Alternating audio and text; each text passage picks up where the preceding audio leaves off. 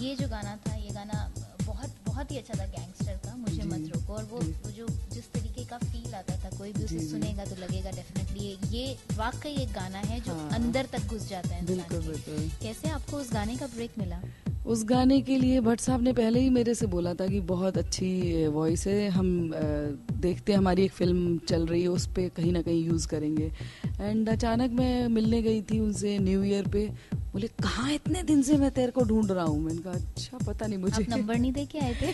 अरे इतने सारे लोग उनसे मिलते हैं, उनको कहाँ ध्यान रहता होगा। तो मैंने कहा अच्छा बताइए क्या। तो उन्होंने बोला कि एक सॉन्ग है, इस सॉन्ग के पीछे बड़ी मज़ेदार स्टोरी ये है कि प्रीतम दा ने ये जो गाना कंपोज किया था और ये काफ़ी अपबीट सॉन्ग था, मुझे मत रोको ऐसे इसका टेम्पो था।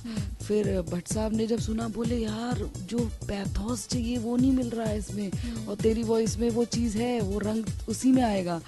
तो what I did, because it was a very nice camp Bhatt साहब का, तो मुझे लगा कि इसमें से गाना मुझे अपनी तरफ से जो भी मेहनत करनी पड़ेगी मैं करूँगी। मैंने उस पर घर पे काफ़ी सारे एक्सपेरिमेंट किए, जैसे वो 80 टेम्पो का सॉन्ग था, फिर मैंने 70, 60, 50 ऐसे करके डाउन किया, और एक विदाउट एनी टेम्पो ऐसे जस्ट एडली पे गा करके 5-6 ऑप्शन भट्ट साहब को सुनाए। फिर जो एडली वाला पार्ट था बोले यही तो कह रहा हूँ इतनी देर से समझ में नहीं आ रहा है, यही वाला चाहिए, डन। और बस अगले दिन जा करके हमने रिकॉर्ड किया। It was like that. या कविता जी, स्ट्रगल का पीरियड आपका काफी लंबा रहा, कितना मुश्किलों भरा रहा ये जानना चाहेंगे। और इस दौरान जब कोई भी आर्टिस्ट स्ट्रगल करने मुंबई पहुंचता है तो बहुत सारे लोगों से मिलने की कोशिश करता है, और उस टाइम पर उसको बड़े ख़राब एक्सपीरियंसेस भी होते हैं। आपकी लाइफ का ऐसा कौन सा एक्सपीरियंस था? लाइफ में ये तो मैं कहूँगी जो जर्नी होती है, इट्स नॉट, मेरे हिसाब से ये कोई स्ट्रगल नहीं है, ये आपकी जर्नी है। और उसमें अच्छे पड़ाव भी आते हैं, बुरे पड़ाव भी आते हैं, और तो उस तरीके से, और हर चीज़ से एक लेसन मिलता है। अच्छी चीज़ से आप और आगे बढ़ जाते हो, बुरी चीज़ को उस तरीके से लेना चाहिए। यदि कोई गलत एक्सपीरियंस हो सकता है हमारी कहीं फॉल्ट हो सकता है वो टाइम ठीक ना हो, बहुत सारी चीज़ें मैटर करती हैं। तो यही है कि हर चीज़ से एक एक्सपीरियंस लिया जाए जितना हो सके। कोई भी चीज़ गलत नहीं होती, जो भी हो रहा है सही हो रहा है। मेरा जो एक्सपीरियंस रहा आफ्टर गैंगस्टर, वो भी सॉन्ग नॉमिनेट हुआ था स्टारडस्ट अवार्ड्स के लिए, और उसके बाद मुझे 3 साल तक कोई काम नहीं मिला आफ्टर गैंगस्टर की। मतलब मैंने जब मौला गाया था वो गाना भी नॉमिनेट हुआ था सारा अवार्ड्स के लिए, उसके बाद स्टारडस्ट अवार्ड्स के लिए गैंगस्टर नॉमिनेट हुआ। एंड बिकॉज उस बीच में बहुत सारे लोगों से मिली थी। तो लेकिन जो आप पूछ रहे हैं कि लोगों को किस तरीके से डील करना चाहिए, जजमेंट इंसान की तब होती है जब उसका खराब दौर चल रहा होता है, तब उसे लोगों के बारे में पता चलता है कि ये लोग, यहाँ के लोग वाकई अच्छे हैं या सिर्फ दिखाते हैं कि हम अच्छे हैं। नहीं, मुझे लगता है आपका खुद का अपने को जज करना बहुत ज़रूरी है। और यदि आप कॉन्फिडेंट हो अपने काम को लेकर के, और उस वक्त कुछ नहीं भी हो रहा है लेकिन आप अपने काम पर लगे हुए हो, तो वो चीज़ ज़रूर अच्छी तरीके से होती है। बिकॉज मैं उस वक्त काफ़ी लोगों से मिली आफ्टर गैंगस्टर, काफ़ी लोग मुझसे कह रहे थे कि आपकी वॉइस हस्की है, बहुत अच्छी वॉइस है, I you sing some Bhojpuri double meaning गाने। तो मुझे पता था कि मुझे क्या करना है, तो मैंने सॉरी बोला सभी को। मैंने कहा आई एम हैप्पी, मैं घर पर रियाज करके खुश हूँ, लेकिन कोई भी बेहूदी चीज़ मुझे नहीं गानी है।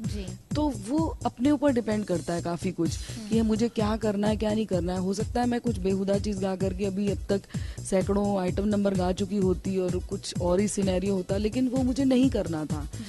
तो वो स्ट्रगल नहीं है, मैं कहती हूँ कि एक ग्रोथ है, कि अब मुझे समझ में आ गया है, या इतने लाइफ टाइम में या इतने टाइम तक म्यूज़िक करते करते, और क्या मैं क्या पसंद करती हूँ, मेरी क्या फीलिंग्स है, मैं किस पर ज़्यादा कंफर्टेबल हूँ, बहुत सारी चीज़ें मुझे समझ में आई। तो मुझे लगता है मैं बहुत सही समय पर बॉम्बे पहुँची, कि जो मैं जज कर सकती हूँ what is right what is wrong. यदि मैं शायद बहुत अर्ली एज में पहुँच गई होती तो कोई जो कुछ भी देता वो मैं गा रही होती, और अभी पता नहीं कहाँ होती, क्या सिनेरियो होता। जी।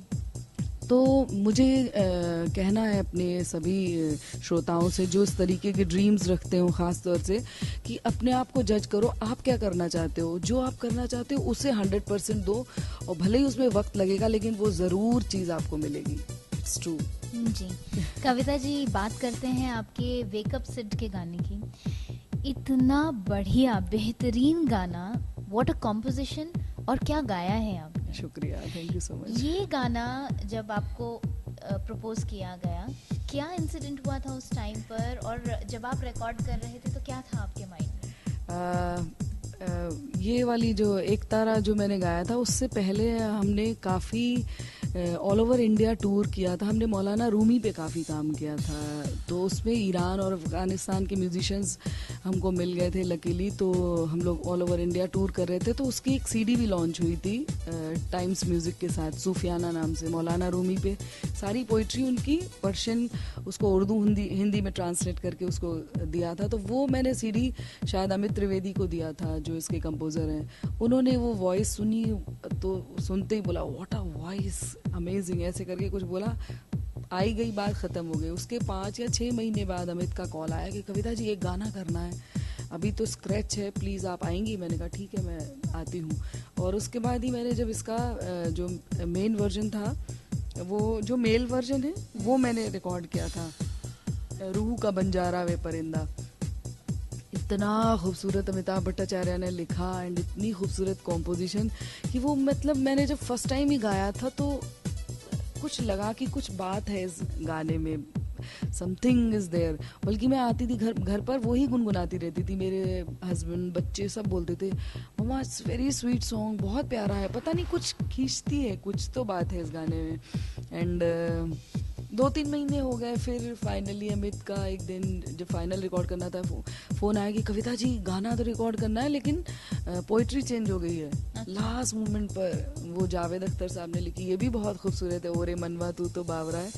बट मेरे तो बल्कि रच बस गई थी पूरे जहन में वो वाली रूह का बंजारा वे परिंदा। मैंने कहा नहीं, मुझे वही गाना है। बोला नहीं कविता जी, जो प्रोडक्शन हाउस चाहते हैं कि जावेद साहब लिखें। तो बहुत बेमन से गई थी, बल्कि अमिताभ भट्टाचार्य जी से भी मेरी बात हुई थी।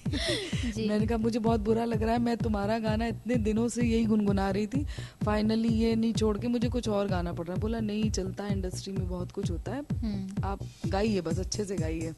ही was so supportive Amitabh ji. And finally I went to the studio. Amitabh Bhattacharya, Amit Trivedi and Ayan Mukherjee was the director of the film, वो भी वहीं पर मौजूद थे। और बस हमारी और सभी लोगों की कोशिश थी कि अपना 100%, अपना बेस्ट दें। तो सबने दिया। एंड अयान से पूछ रहे थे बीच बीच में कैसा लग रहा है, बोला मुझे नहीं पता, बस बहुत मज़ा आ रहा है सुनने में। Was very nice person. तो फाइनली सबने बेस्ट गाया, लेकिन उस वक्त हमें नहीं पता था कि ये हम लोग आज हिस्ट्री क्रिएट कर रहे हैं। रियली हिस्ट्री क्रिएट हुई है उस दिन। वाकई, बल्कि नेक्स्ट डे पता है मैंने घर आकर के अमित को फौरन फ़ोन किया। मैंने कहा अमित मैंने अच्छा नहीं गाया, मैं फिर से गाना चाहती हूँ, मुझे लग रहा है मेरे कई पार्ट्स ख़राब हैं। बोला वो तो मिक्सिंग के लिए गया, मिक्सिंग मास्टरिंग के लिए चला गया। तो मतलब तो वो जो मुझे लग रहा था कि अच्छा नहीं है, उसी चीज़ पर इतने सारे अवार्ड्स मिल गए। तो सभी लोग बोलते हैं यदि अच्छा होता फिर क्या होता।